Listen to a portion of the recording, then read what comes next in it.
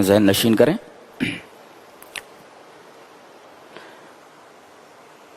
انسان پر جو بھی مصیبت آتی ہے اس کی 3 وجہ ہیں.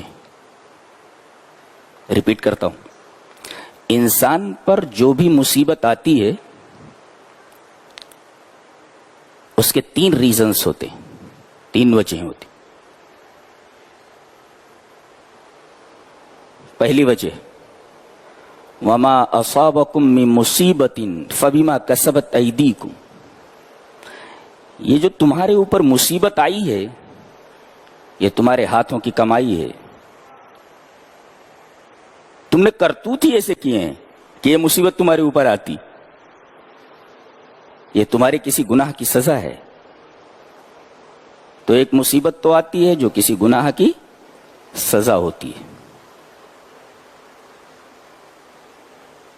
یہ آیت سورہ شورى کی ہے.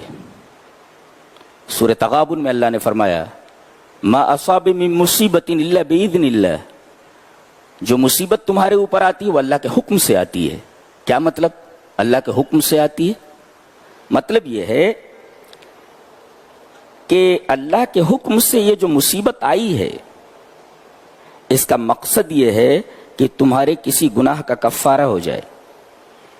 وہ مشہور حدیث ہے, آپ سنتے رہتے ہیں کہ اگر کسی مومن کو کانٹا بھی چبھ جائے, جو کانٹا چبھنے سے جس کو تکلیف ہوتی ہے, اس تکلیف کی وجہ سے اللہ تبارک و تعالیٰ اس کے گناہوں کا کفارہ کر دیتا ہے.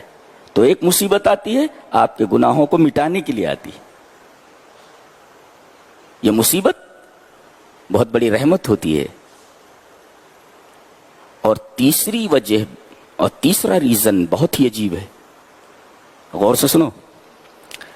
اللہ تبارک و تعالی نے کسی بندے کے لیے کوئی اعلیٰ مرتبہ مقرر کیا ہوتا ہے. کیا مطلب؟ اللہ اپنے بندے کو کوئی اعلیٰ مقام دینا چاہتا ہے اور اسے معلوم ہے کہ بندہ اپنے کسی عمل کی وجہ سے اس مقام تک نہیں پہنچ سکتا, تو اللہ اسے کسی بیماری میں مبتلا کر دیتا ہے, اسے کسی مصیبت میں مبتلا کر دیتا ہے. عمل کی وجہ سے اس اعلیٰ مقام تک نہیں پہنچ سکتا تو اللہ اسے کسی بیماری میں اور کسی مصیبت میں مبتلا کر دیتا ہے. اس مصیبت کی وجہ سے بندہ اس اعلیٰ مقام کو حاصل کر لیتا ہے, اس اعلیٰ مقام تک پہنچ سکتا ہے.